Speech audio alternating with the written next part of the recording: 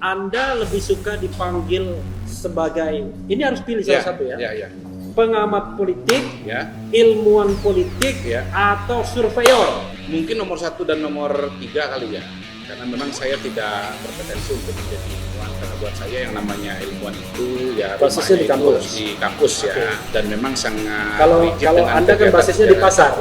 Basisnya saya di lapangan. Pemimpin itu harus punya ketegasan. Nah, Pak Prabowo itu tegas, militer ya kan, pasukan khusus. Kalau nggak tegas, beliau udah nggak jadi. Tapi begini, satu ya yang saya jelas bahwa beliau itu tegas. Beliau ini mau jadi calon presiden. Pak Prabowo itu dia berani, dia tegas. Saya mau menuju kepada RI 1, saya berproses. Proses pertama 2004, 2003 saya ikut konferensi Partai Golkar keliling Indonesia. Tidak berhasil, pemenangnya waktu itu Pak Akbar Tanjung. 2009 tetap dengan tujuan yang sama, mendirikan partai sendiri, namanya Partai Gerindra. Nah, beliau itu berproses gitu. Nah, ada calon presiden yang mau gampangan aja. Calon presiden yang mau gampang aja? Iya, nggak mau mendirikan partai politik gitu loh. Tapi mendirikan kelompok yang lain. Mendirikan kelompok yang lain, saya tidak sebut namanya lah, kira-kira begitu.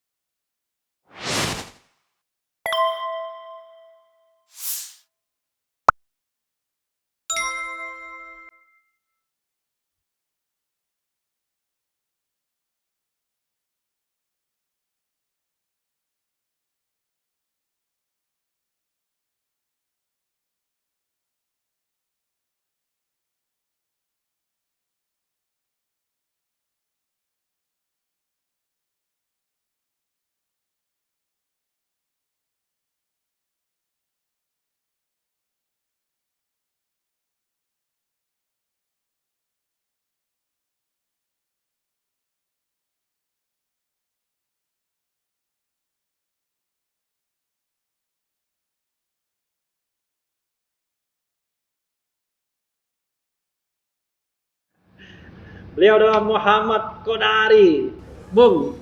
Yes, salam Covid. Ini Muhammad Qodari ini kan dari Sumatera Selatan, saudara sekalian. Tapi karena saya menghargai beliau, karena beliau ini adalah salah satu calon presiden 2024 mungkin. Ampun, DJ. Jadi saya panggil Bung Qodari, sama seperti saya panggil Bung Sandi Uno, Bung Ganjar Pranowo dan lain sebagainya ya. Bung Qodari, terima kasih ya kepada Anda. Sama-sama Bung RH. Bung, ini satu pertanyaan saya. Anda lebih suka dipanggil sebagai, ini harus pilih salah satu ya. Pengamat politik, ilmuwan politik, atau surveyor? Mungkin nomor 1 dan nomor 3 kali ya. Karena memang saya tidak berpotensi untuk menjadi ilmuwan, karena buat saya yang namanya ilmuwan itu ya basisnya di kampus ya. Dan memang sangat kalau Anda kan basisnya di pasar. Basisnya saya di lapangan. Saya terus terang juga pernah merasakan ke kampus, dan ternyata memang saya merasa I don't belong here. Jadi saya pulang S2 dari Inggris, itu kan ada 2 pilihan pada saat itu. Pertama, saya menjadi dosen di UI. Kemudian saya kembali kepada institusi yang sudah dalam tanda kutip menerima saya sebelum saya berangkat. Waktu berangkat itu institusi UI? Saya belum. Melalui... Jadi waktu mau berangkat itu saya terakhir seingat saya ya di Institut Studi Arus Informasi. Hutan Kayu. Chevening ya? Chevening kan? Saya dapat chevening, lalu kemudian kalau Cipening itu bahasa Palembang itu pening. Jadi saya 2001-2002 berangkat kan, tapi saya udah dapat beasiswanya kan tahun 2000. Nah, waktu itu saya diterima sebagai peneliti di CSIS, Center for Strategic International Studies di Tanah Abang 3 situ. Nah, begitu tahu bahwa saya sudah diterima, begitu direktur eksekutifnya waktu itu tahu saya masih akan berangkat sekolah S2, jadi dia bilang sekolah aja dulu deh. Nanti pulang gabung ke CSIS. Begitu pulang ada 2 kemungkinan itu. Jadi saya sempat cicip di kampus ya, dan cuma tahan 2 minggu. Dan kemudian itu pun juga karena ya orang tua kan ya mungkin agak klasik ya. Dosen di kampus di UI begitu misalnya. Padahal PT-nya enggak ada.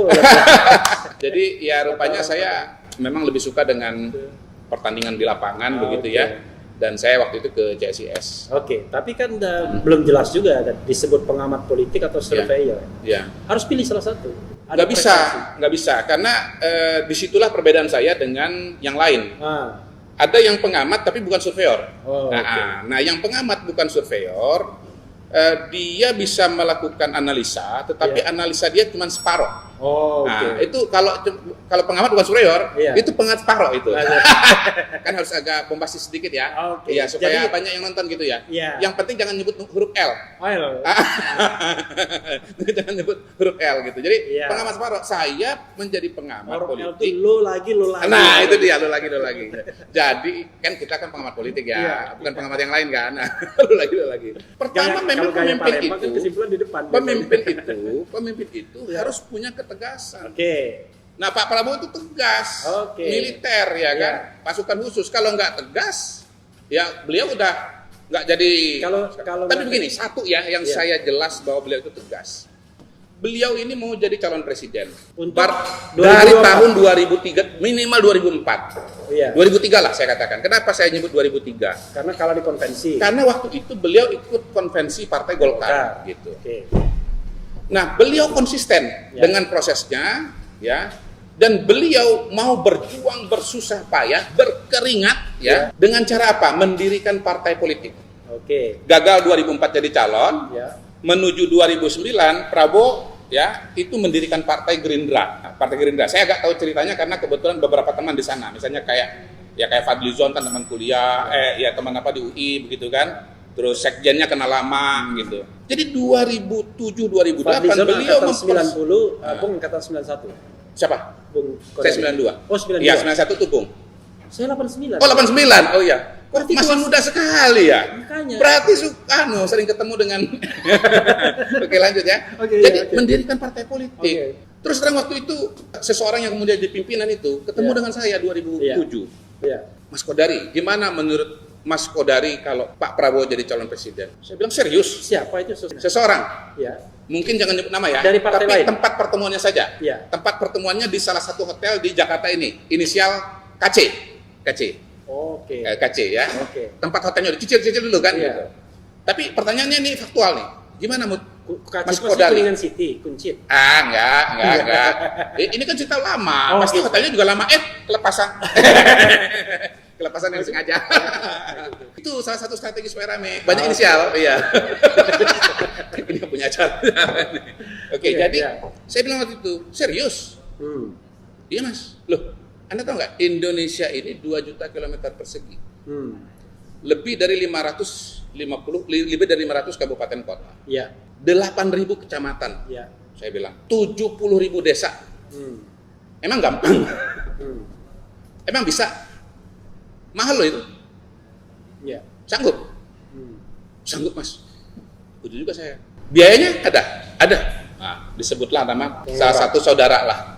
Salah satu saudaranya Pak PS. Saudaranya kan orang udah tahu sih. Iya, kayak saya sebut saudaranya, biar Bapak yang menyimpulkan.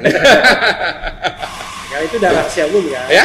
Udah rahasia umum, orang udah tahu semua. Iya. Tapi saya nggak nyebutkan beda. Kemudian siapa? Tapi kan waktu udah pendek ini. Saya bilang 2009 pemilunya, 2008 ini verifikasi. Anda baru ngobrol sama saya akhir 2007. Sanggup Mas? Ternyata benar. Habis itu kemudian berdiri Partai Gerindra di mana-mana. Ada mobil operasional merek burung Garuda. Kemudian iklannya di mana-mana. Ya, burung Garuda kan. Gerindra gitu. Bukan yang saya Prabowo Subianto. Itu saya kan baru background suaranya. Kalau Bang Refli kan Pak Prabowo-nya tampil di situ. Terus ada Macan Asia. Gitu kan. Ada tuh gambar. Ingat ya masih kan? Masih. Iya. Intens sekali. Jadi Pak Prabowo tahun 2009 memang tidak bisa maju calon presiden, majunya calon wakil. Jadi kalau diurut lagi nih ya, Pak Prabowo waktu itu mau maju calon presiden, meminta Mbak Puan Maharani sebagai wakilnya. Tapi Bu Mega atau PDI Perjuangan belum menerima. Akhirnya Pak Prabowo plan B. Plan B itu plan yang 2009 itu 2024 ya maksudnya? 2009. Enggak, untuk 2024 tadi plan A-nya itu. Itu nanti bab berikutnya. Jangan buru-buru ya. Kecil-kecil lah. Nah, jadi plan B-nya adalah Prabowo berpasangan dengan calon partai lain. Dan itu rencananya berpasangan dengan Sutrisno Bahir dengan PAN. Ya. Tapi Gerindra dengan PAN waktu itu nggak cukup. Harus tambah satu partai lagi, yaitu P3. Entah kenapa waktu itu P3 akhirnya cabut. batal, ya nggak cukup persyaratannya. Ya. Akhirnya Pak Prabowo plan C, yang dalam tanda kutip setengah hati, saya bisa katakan setengah hati, karena daftarnya udah jam 11 malam. Ya. Yaitu menjadi wakilnya Bu Mega.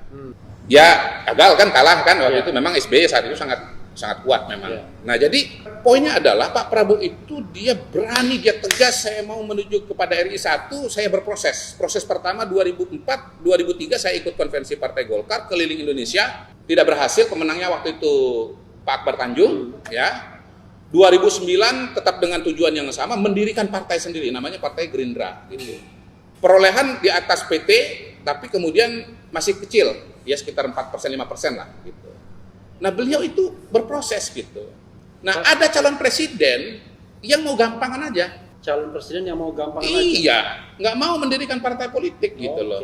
Tapi mendirikan kelompok yang lain. Mendirikan kelompok yang lain, saya tidak sebut namanya lah, kira-kira begitu. Tapi mending kalau mending saya mendengar dua kali nih kayaknya dari Bung Kodari. Mending ya kalau mendirikan kelompok yang lain. Iya. Masuk kepada kelompok yang sudah didirikan orang lain. Gitu ya. Iya. Ya mungkin Bung bisa mereka-reka atau bahkan merasa barangkali. Gitu ya. Iya. Jadi disitulah ketegasan orang inisialnya nggak berani ya. Inisialnya nggak perlu rahasia umum.